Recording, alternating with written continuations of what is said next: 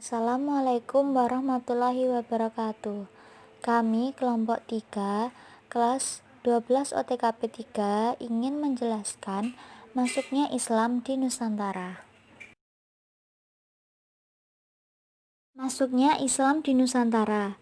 Agama Islam masuk ke Nusantara pertama kali pada abad pertama Hijriah, kira-kira abad 8 Masehi.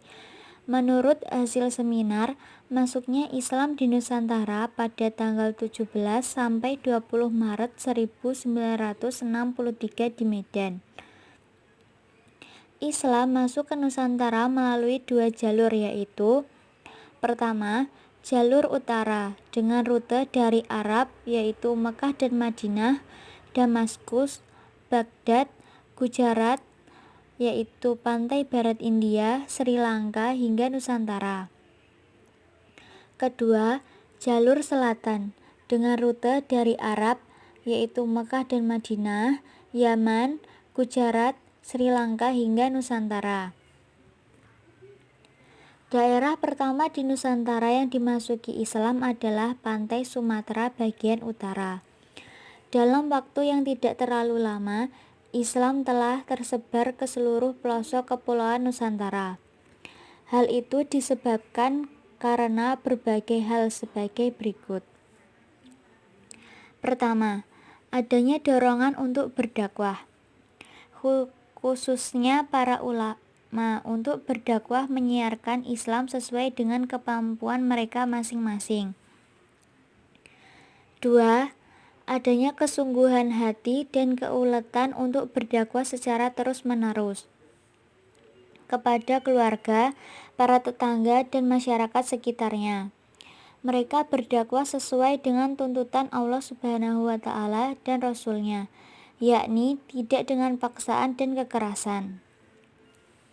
Ketiga, persyaratan untuk memasuki Islam sangat mudah.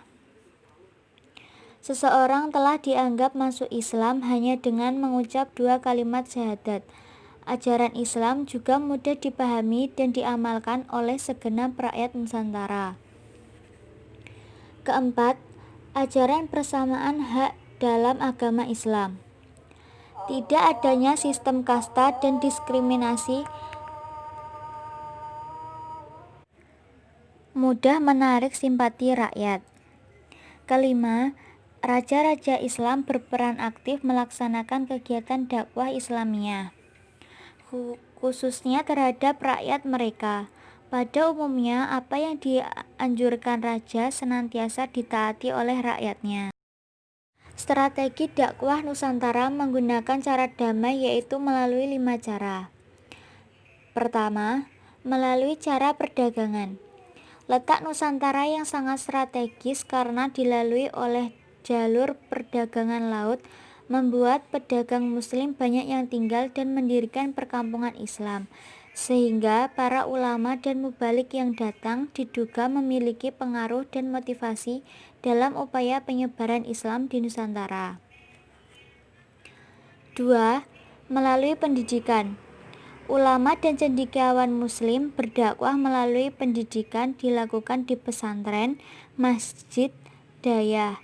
Mereka mengajarkan pengetahuan Islam kepada para santri. 3.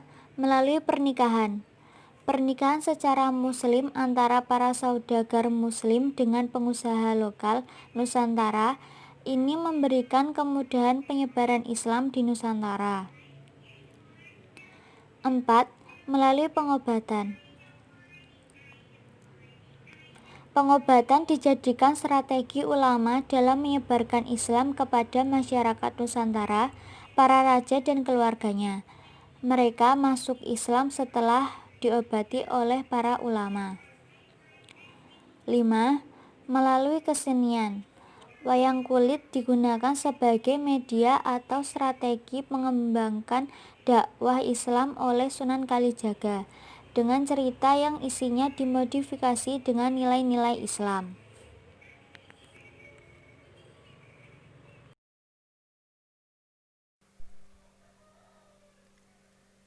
Perkembangan Islam di Nusantara. Yang pertama, Sumatera. Sumatera bagian utara merupakan tempat pertama kali dimasuki Islam, seperti Pasai dan Perlak.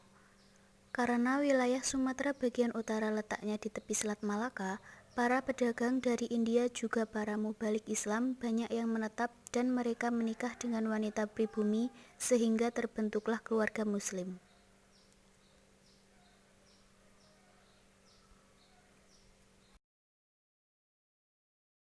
Yang kedua, Jawa. Kapan tepatnya Islam mulai masuk ke Pulau Jawa tidak dapat diketahui dengan pasti. Namun, penemuan nisan makam Siti Fatimah binti Maimun di daerah Leran atau Gresik yang wafat tahun 1101 Masehi dapatlah dijadikan tonggak awal kedatangan Islam di Jawa. Untuk masa-masa selanjutnya, pengembangan Islam di tanah Jawa dilakukan oleh para ulama dan mubalik yang kemudian terkenal dengan sebutan Wali Songo. Yang ketiga, Sulawesi. Pulau Sulawesi sejak abad ke-15 Masehi sudah didatangi oleh para pedagang Muslim dari Sumatera, Malaka, dan Jawa. Menurut berita, pada awal abad ke-16 Masehi di Sulawesi banyak terdapat kerajaan-kerajaan kecil yang sebagian penduduknya masih memeluk kepercayaan animisme dan dinamisme. Di antara kerajaan-kerajaan itu, yang paling besar dan terkenal adalah Kerajaan Gorontalo, Bone, Wajo, dan Sopang. Yang keempat, Kalimantan. Sebelum Islam masuk di Kalimantan Selatan, terdapat kerajaan Hindu yang berpusat di negara Dipa, Daha, dan Kahuripan yang terletak di hulu Sungai Nagara dan Amuntai Kimi. Pada tahun 1550 Masehi, Pangeran Samudra dapat mengalahkan kerajaan Daha. Akhirnya, Pangeran Samudra beserta rakyatnya masuk Islam.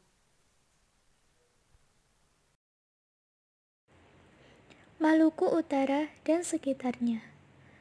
Pada tahun 1400 sampai 1500 Masehi, Islam telah masuk dan berkembang di Maluku, yang dibawa oleh para pedagang Muslim dari Pasai, Malaka, dan Jawa. Selain di Maluku, Islam juga masuk ke Irian yang disiarkan oleh raja-raja Islam Maluku, para pedagang, dan mubalik yang berasal dari Maluku. Peran lembaga dan tokoh dalam membangun masyarakat. Yang pertama, masa penjajahan. Peranan umat Islam pada masa penjajahan telah banyak mendatangkan perubahan.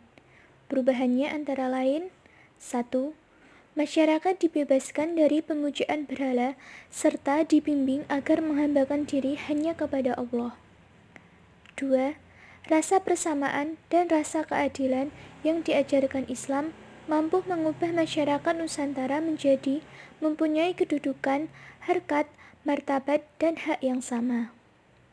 Ketiga, semangat cinta tanah air dan rasa kebangsaan yang didengungkan Islam dengan semboyan Hubul Waton Minal Iman. Kontribusi lembaga Islam dan tokoh ulama Islam dalam berbangsa. Pertama, perlawanan terhadap penjajahan Portugis. Bangsa Portugis datang dengan semboyan Glood, Glory, dan Gospel. Untuk mewujudkan semboyan tersebut, bangsa Portugis melakukan berbagai usaha untuk menghalalkan segala cara, salah satunya dengan merebut Bandar Malaka. Namun, dengan usaha dan tekad yang besar, akhirnya bangsa Portugis dapat diusir dari Nusantara. Yang kedua, perlawanan terhadap penjajah Belanda. Setelah penjajah Portugis angkat kaki, bangsa ini kembali dijajah oleh Belanda. Tujuan kedatangan Belanda yaitu untuk memaksakan praktek monopoli perdagangan, politik divide et impera, muslihat damai, yang mengeruk kekayaan bumi Nusantara untuk membangun bangsanya, dan membiarkan rakyat Nusantara berada dalam kondisi kemiskinan. 2. Masa Perang Kemerdekaan. A. Peranan ulama Islam pada masa Perang Kemerdekaan. Peranan ulama Islam Nusantara pada masa Perang Kemerdekaan ada dua macam, yaitu sebagai berikut. 1. Ulama membina kader umat Islam melalui pesantren dan aktif dalam pembinaan masyarakat. Banyak santri tamatan pesantren kemudian melanjutkan perjalanannya ke Timur Tengah dan menjadi ulama besar dan pemimpin perjuangan. Di antaranya adalah Kiai Haji Ahmad Dahlan, Kiai Haji Hasyim Asy'ari, Kiai Haji Abdul Halim, Haji Agus Salim, Kiai Haji Abdul Wahab Hasbullah, dan lain-lain. 2. Para ulama turut berjuang secara fisik sebagai pemimpin perang. Para pahlawan Islam yang telah berjuang melawan imperialis Portugis dan Belanda seperti Fathahillah, Sultan Habib Abdullah, Pangeran Diponegoro, Imam Bonjol, dan Habib Abdurrahman. Demikian juga pada masa penjajah Jepang. Banyak para ulama yang berperang memimpin bala tentara Islam melawan imperialis Jepang demi menegakkan martabat dan kemerdekaan bangsa dan negara Nusantara. Mereka itu antara lain adalah Muhammad Daud Buruh, pemimpin Persatuan Ulama seluruh Aceh, dan Kiai Haji Zainal Mustafa, pemimpin pesantren Sukamanah di Singaparna, Jawa Barat. B. Peranan organisasi dan pondok pesantren pada masa Perang Kemerdekaan. Sebelum abad ke-19, perlawanan terhadap penjajahan Belanda yang dipimpin oleh raja-raja Islam dan para ulama masih bersifat lokal, sehingga perlawanan itu dapat dipatahkan oleh kaum penjajah. Baru pada awal abad ke-19, gerakan perlawanan terhadap kaum penjajah lebih terorganisasi. Semua berjuang bersama demi tercapainya tujuan utama, yaitu kemerdekaan Nusantara. Organisasi-organisasi tersebut antara lain adalah sebagai berikut. 1. Serikat Dagang Islam atau Serikat Islam. Serikat Dagang Islam didirikan oleh Haji Saman Hudi dan Mas Tirta Adi Suryo pada tahun 1905 di kota Solo. Tujuan didirikannya Serikat Islam adalah untuk menghapus penderitaan, penghinaan, dan ketidakadilan yang menimpa seluruh rakyat Nusantara sebagai akibat ulah penjajah Belanda. 2. Muhammadiyah. Organisasi Islam Muhammadiyah didirikan di kota Yogyakarta oleh Kiai Haji Ahmad Dahlan pada tanggal 18 November 1912. Peranan Muhammadiyah pada masa penjajah Belanda lebih dititik beratkan pada usaha-usaha mencerdaskan rakyat Nusantara dan meningkatkan kesejahteraan mereka, yakni dengan mendirikan sekolah-sekolah, baik sekolah umum maupun sekolah agama, rumah sakit, panti asuhan, rumah-rumah penampungan bagi warga miskin, dan perpustakaan-perpustakaan. 3. Nahdlatul Ulama atau NU. NU didirikan di Surabaya pada tanggal 31 Januari 1926. Dua tokoh penting dalam upaya pembentukan Nahdlatul Ulama adalah Kiai Haji Hasyim Asy'ari dan Kiai Haji Wahab Hasbullah. Pada masa penjajahan Belanda, NU senantiasa berjuang menentang penjajah dan pernah mengeluarkan pernyataan politik yang isinya: A. Menolak kerja rodi yang dibebankan oleh penjajah kepada rakyat. B. Menolak diadakannya milisi atau wajib militer. Dan C. Menyokong GAPI atau Gabungan Politik Indonesia dalam menuntut Nusantara yang memiliki parlemen kepada pemerintah kolonial Belanda. 4. Pondok pesantren. Pesantren merupakan tempat mencetak generasi muda Islam agar kelak menjadi kader umat dan pemimpin masyarakat. Sebagai kader umat dan pemimpin masyarakat, Islam mengajarkan agar mereka bersatu untuk berjuang meraih kemerdekaan yang telah dirampas oleh penjajah. Itulah sebabnya kemudian para kiai dan santri mendirikan organisasi bersenjata untuk melawan penjajah, yaitu Hizbullah dan Gerakan Kepanduan Islam. Tidak sedikit para kiai dan para santri yang mengangkat senjata berperang melawan kaum penjajah, di antaranya kiai tersebut antara lain Imam Bonjol di Sumatera dan Haji Zainal Mustafa di Jawa Barat. 3. Masa pembangunan. A. Peranan umat Islam pada masa pembangunan.